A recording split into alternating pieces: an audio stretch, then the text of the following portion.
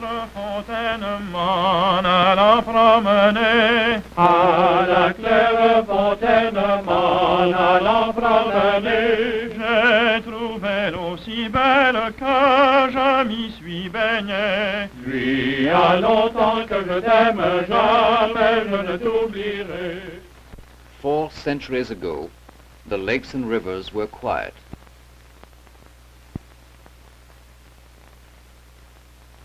Wild things peopled the forests. Beaver, which the Indians called amek, lived by the shores. Indians roamed 5,000 miles of wilderness. The waterways were their paths.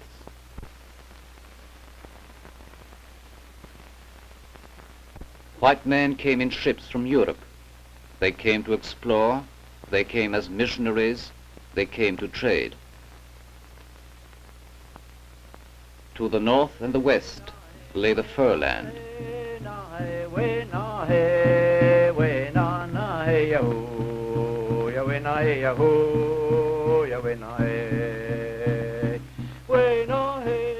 In winter the coat of the beaver was thicker, so the Indian trapped in the snow. He built a lean-to of evergreen brush and gathered wood for a fire.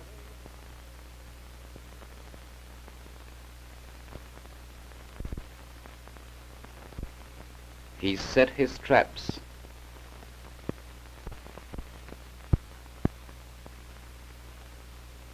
He made the tour of his trap line on snowshoes, which the Algonquins called akimak.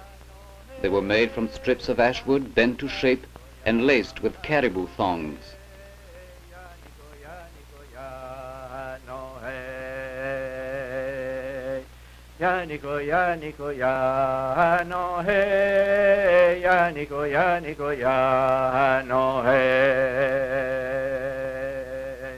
In a likely place for beaver, he would set a deadfall. The bait was hidden by evergreen brush, and the simple trap was only 2 heavy logs balanced on blocks of wood, with a stick which held the bait wedged between them. When the prey tugged at the bait, the heaviest log would slip down, pinning him to the spot.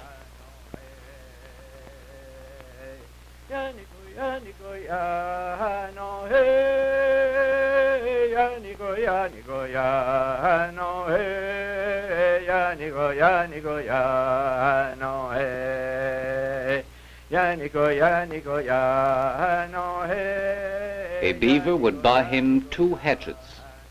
For 10 winter beaver, he would get a new muzzle-loading gun. The beaver was the standard of trade. For 3 white winter ermine, he would receive the value of 1 beaver. Furs for the courts of Europe and Asia meant gold for the merchants of Montreal, and for the hardy Indian trapper, powder and balls, and good black tobacco, moist and hard-twisted. The cleaned and dried skins were tightly bound to his wooden sled or toboggan and hauled away from the camp.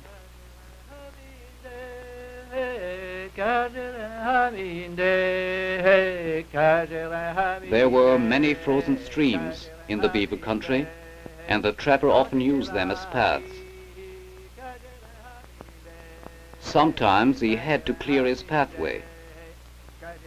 As spring drew near, he tested the ice under the snow before he pushed his sled across the stream.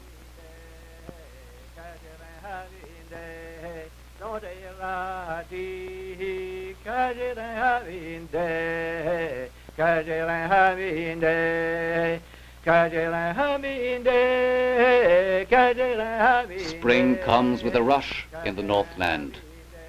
Minogami, the Indians called it, when the sun is warm and the streams begin to sing again. The trapper hurried to reach the post before the trails were soft.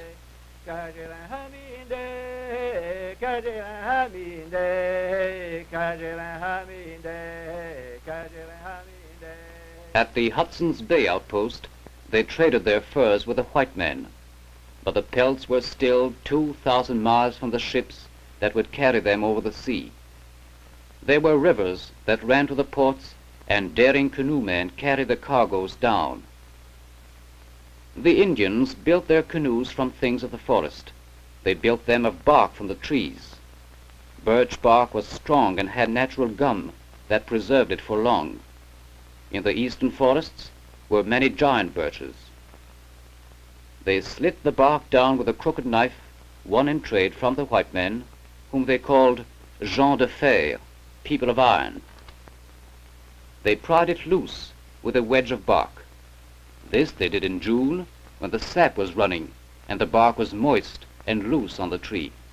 They called the bark wigwas.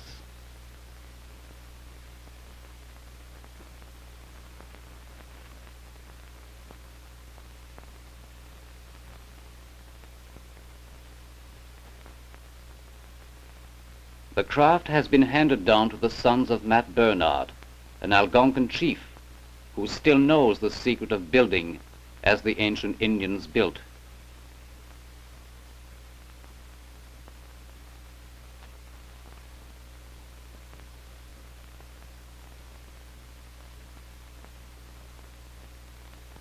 At their camp, Mat and Morris, his son, unrolled the bark, softening it with hot water poured from an iron pot. Such pots could be had from the traders at 1 beaver skin per pound of pot. Then Mat splits the sweet-smelling kijik, or cedar, to make a lining.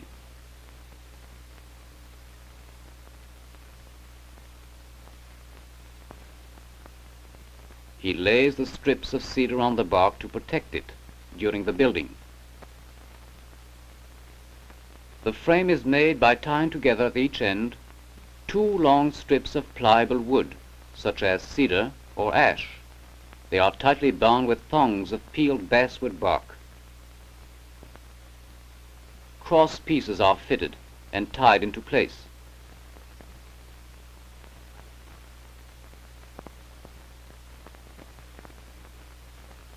They lay this frame on the bark and anchor it in place with heavy stones.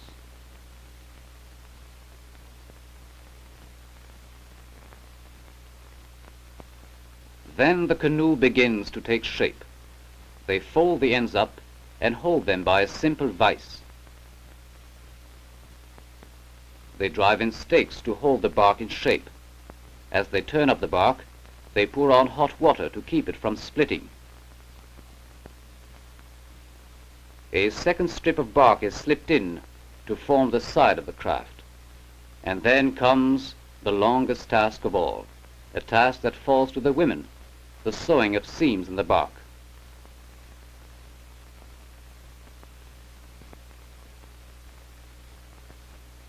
The sewing is done with watap, the stubborn spruce root pulled from the ground by the men.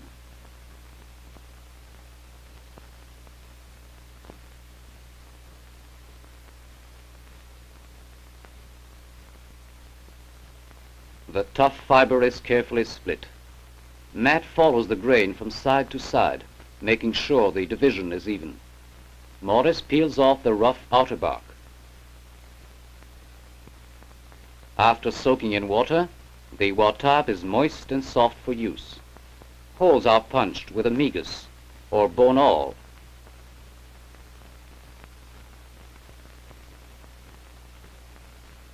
Mat's wife is Algonquin. She learned the skills of her grandparents, who were Indians of the woods. With them she lived in and from the forest. All the women work at the sewing, for the seams are long.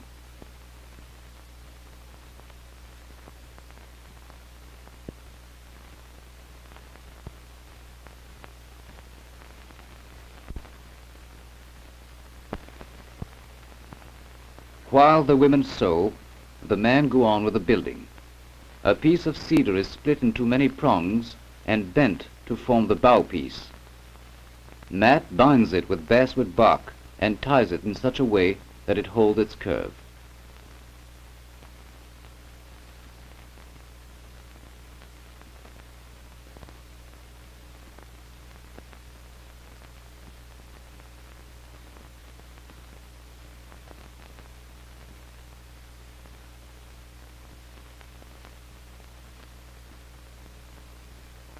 Then he trims the bark at the prow.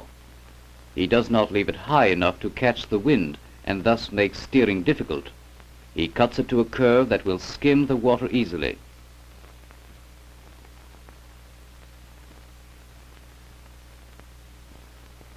A gunwale is made to fit the canoe and fastened on with wooden pegs. Spruce root is used again as a binding. The gunwale must be strong and the binding firm, for a half-dozen voyageurs will entrust their lives to the hands that built the canoe.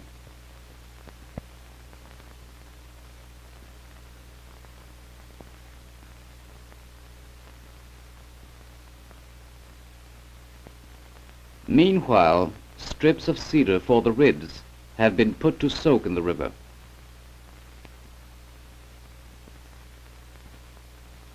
The wet cedar is easily bent.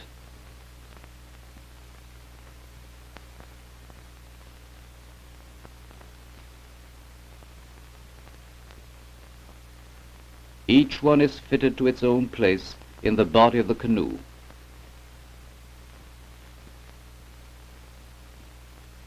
In this shape they dry, and Matt whittles the ends to fit in under the gunwale.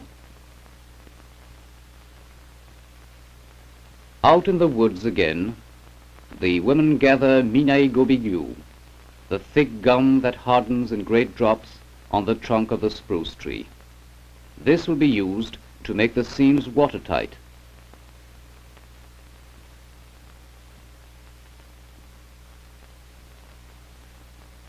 First, the lumps of raw gum are placed in a bag and boiled in water. The bits of bark and dirt that cling to the gum are held in the bag, but the clear gum rises to the surface and is skimmed off with a birch bark spoon.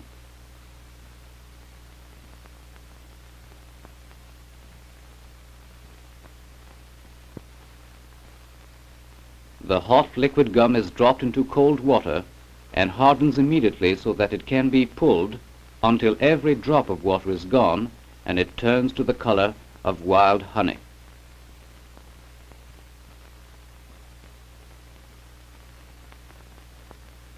Again it is boiled over the fire, and this time tallow is added. It must be exactly the right amount to make the gum soft enough not to crack in the cold water and yet hard enough not to melt in the hot sun.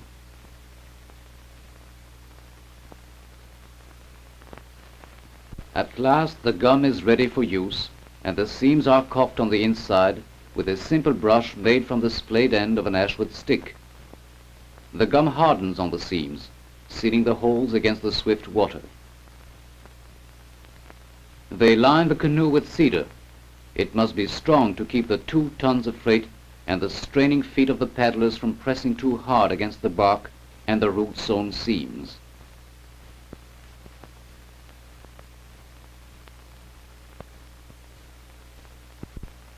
They drive the ribs home with a hammer made from a heavy crooked knot.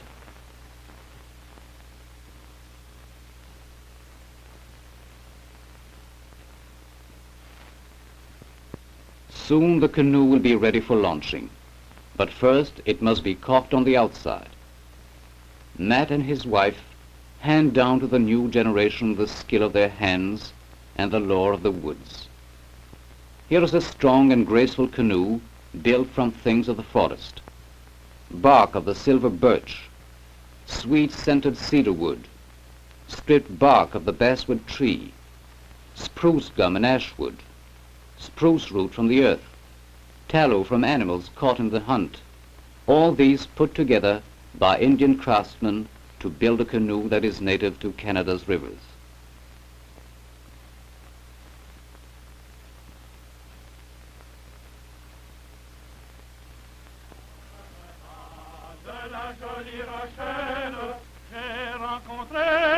Jolie demoiselle, c'est l'aviron qui nous mène, mène, mène. The voyageurs paddle these canoes, the charge, as they call the big freight canoes. These were the first Canadians. They opened the wilderness, exploring the unknown waters, pushing ahead of the pioneers who settled along the shores.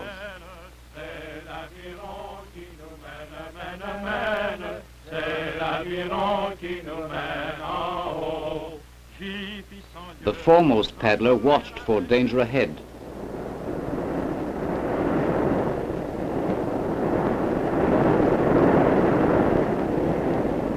They landed to carry the canoe and its cargo beyond the falls.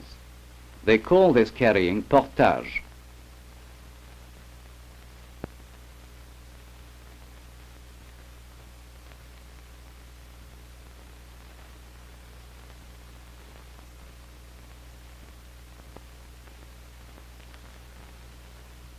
The paddles were tied into place with deer thongs, and the canoe was hoisted onto the shoulders of the men who paddled fore and aft.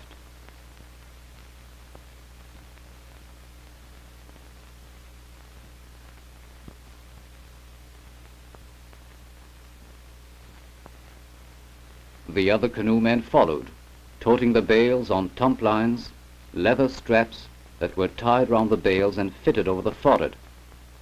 The standard weight for each bundle was 90 pounds, but sometimes the voyageurs carried as much as 300 pounds.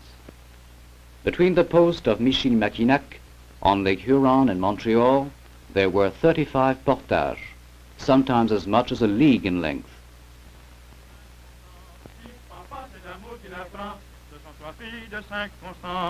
Qui veulent s'y marier, qui veulent s'y marier, qui veulent s'y marier.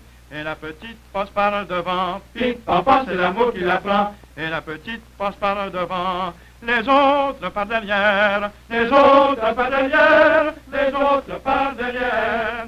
N'avez-vous pas vu mon amant? Pique papa, c'est l'amour qui la prend. N'avez-vous pas vu mon amant? The river trails led them sometimes down one river and up another to reach the St. Lawrence waterway, rivers that still bear Indian names: Nipigon, Ottawa, Madawaska. They came to know the rivers. They heard the roar of the white water ahead of them, and they gave us place names like Petwewe, I hear it coming, which we call Petewawa. On the Ottawa, one of the greatest of all the trade rivers, was the thundering Swishhaw Rapids. They landed and hoisted the bales on tump lines. They call this a décharge. With a lightened canoe riding high on the water, they dared to shoot the rapids.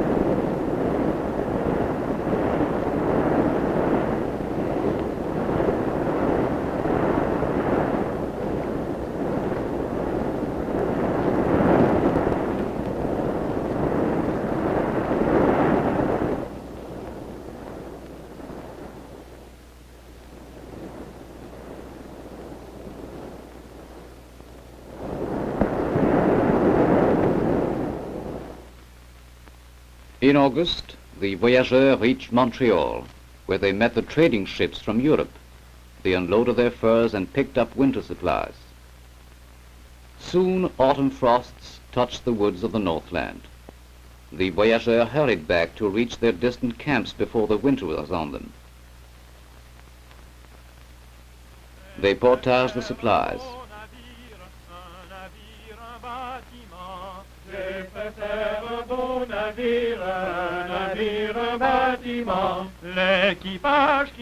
They paddled swiftly up the shallow autumn rivers.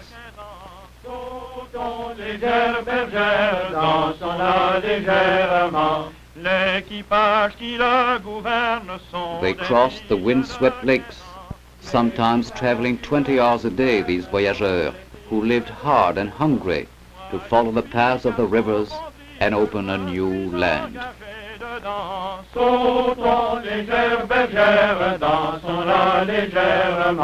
Moi qui suis garçon bandrille, je me suis engagé dedans. Moi qui suis garçon bandrille, je me suis engagé dedans. J'ai aperçu ma maîtresse qui dormait dans les haubans, sautant légère bergère dans son âge légèrement. À la claire fontaine m'en allant promener, à la claire fontaine m'en allant promener, j'ai trouvé l'eau si belle que je m'y suis baigné. Lui a longtemps que je t'aime, jamais je ne t'oublierai. 4 centuries ago, the lakes and rivers were quiet.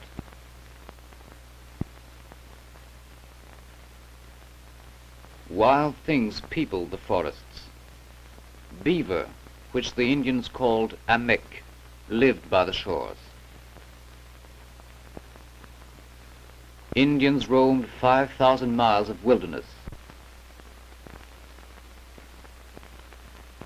The waterways were their path.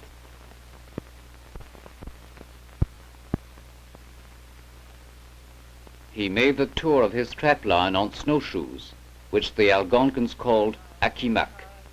They were made from strips of ash wood bent to shape and laced with caribou thongs.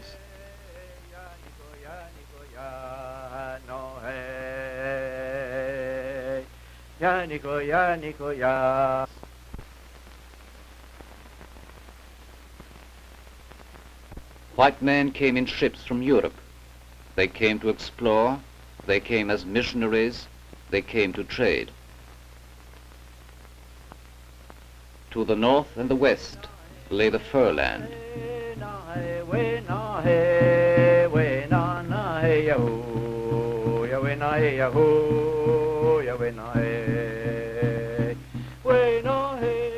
In winter the coat of the beaver was thicker, so the Indian trapped in the snow.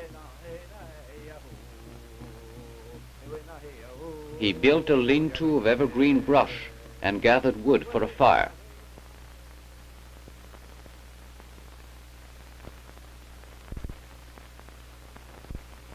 He set his traps.